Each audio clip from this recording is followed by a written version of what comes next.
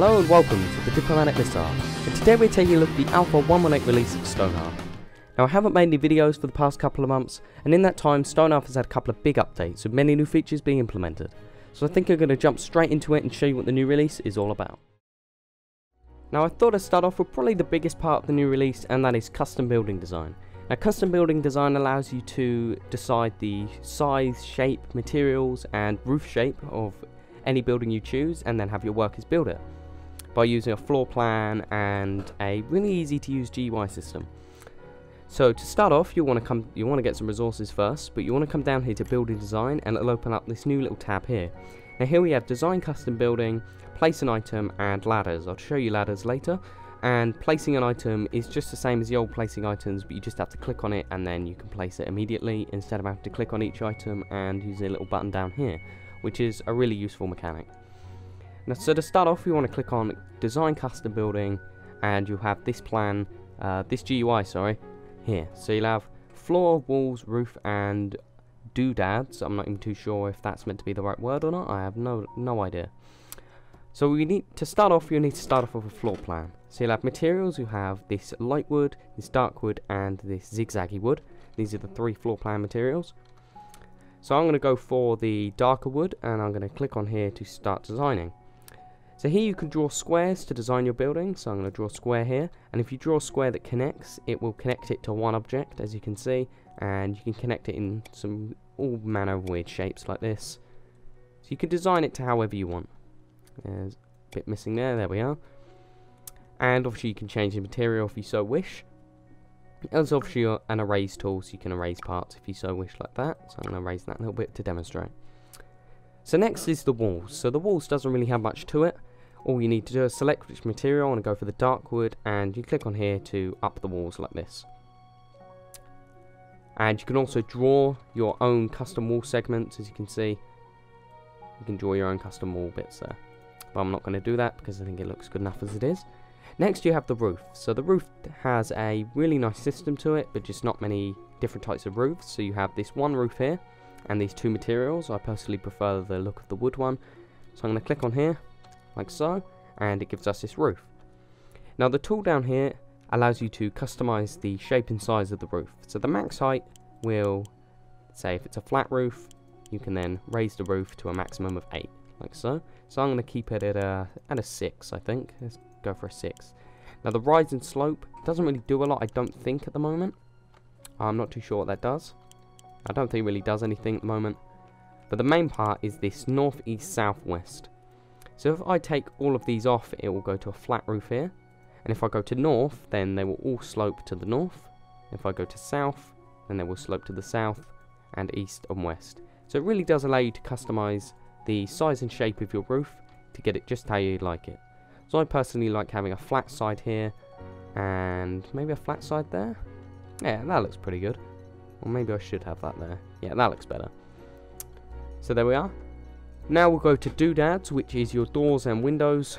So we can put a door in there, and we'll put some windows.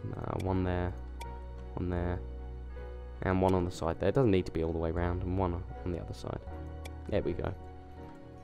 Now the doors and windows do need to be built at the carpenter, so they won't build automatically like the house. You'll need to create them in the carpenter, and then your workers will go and take them on automatically and build them in. So if we click start building here and exit the GUI, our workers should start building it. Here we go. As you can see, they're going to build the support structures. And this is a really good time to show off the new time mechanic they've added, which is a nice little timer down here that allows you to fast forward the game and just speeds everything up. So as you can see, our workers are now building up our support structures, and they're building our floor. Now this does take up quite a lot of wood. I'm probably going to need to get my workers to harvest some more at some point. It's probably going to take the remainder of the day and the night. So I think I'm going to stop the video and come back when it's done. Hello and welcome back.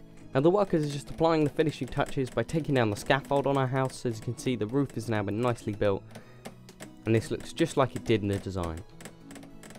Now to see inside the house, we have a little tool down here that allows us to change the view. So we can either have with no walls or anything, we can just have it without the roof and just the walls. and we can place stuff inside here now. Now as you can see, the door and the windows are not done yet. So this is a great time to show off the new managing crafting system they've got. So if we go down to here, we have managed citizens. I'm going to slow the game down to normal speed. We have managed citizens. So here we have our crafters and our workers. We have one carpenter, so now to promote workers we can just click on here and promote a job, and it will automatically show us what jobs we have available, judging by what tools we've crafted. So we only have the trapper's knife, so I'm going to go ahead and promote this person to a trapper now. When they finished eating, or maybe not when they finished eating, they will go and promote themselves to a trapper, like so. So now if I go to my carpenter here and show workshop, that means we don't have to go all the way over to the workshop every time we want to craft something. We can now look at all of the new crafting recipes they've got.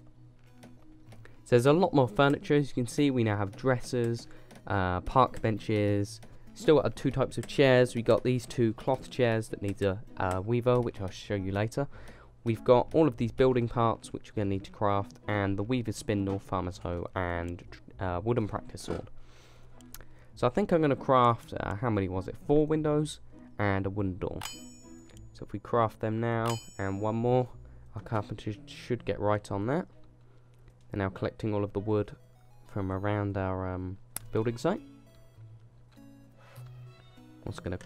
Once they do that, quickly harvest some more berries, just so we can get some more food. So we now have 1 window here, and they should go and pick that window up and go and sort it out in here.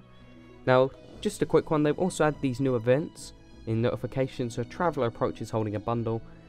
So traveller would like to leave you 1 farmer's hose. So I'm going to accept that immediately, and that means we can now promote someone to a farmer.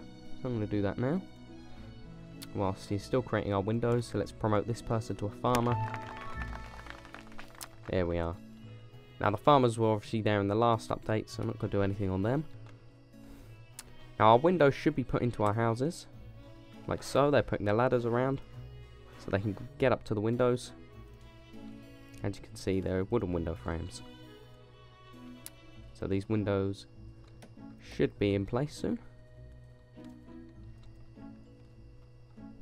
If they're going to be in place, that is. I don't know if they're actually going to put them in or not. We'll soon find out. So there's the door. And here we go. Are you going to pick the door up? Yeah, you are. So now they're going to go and place the door in here. That farmer's hoe appears to be floating. Looks like they've left the farmer's hoe in a rather strange place. Now it looks like they're not placing the windows, but then exactly bugs are to be expected. So I should have really built the windows before I started building the house. That's probably why. But for now it doesn't matter. So if we close this and go into here, we can now start crafting, let's say, a bed. So if I craft the bed here, our carpenter goes and does that. I'll craft the bed and we can then place it in here. Now the next thing is just a quick one, but it is quite an important one. I said earlier that we now have, if we go to building design, we now have ladders. Now ladders will allow us to get to the higher reaching places, which you couldn't get to before if you build it on a different level. But now we can build a ladder up to here, say, and our workers will now go and do that. And that's quite far away for them, and it's night time. But they will now start going all the way over there to go and sort this out. So now we can get to these high levels, and it kind of opens the entire world up. Now, I don't believe you can build ladders down, which is kind of annoying, but they're obviously going to implement a system to do that at some point. I'm sure it's not high on their list at the moment. And here we are, this guy. Now we're going to go and build our ladder. So now everyone can now get up to there. And yeah, we can harvest the trees or collect the berries, mine the rocks. And just opens the world up. Now, I don't think I promoted a trapper, have I? Yes, I did promote a trapper. So another thing we can do is if we go to the zones, we have our stockpile, our farming zone, which we can't do yet. But we do have a trapping ground. Now it says it's locked, but it isn't.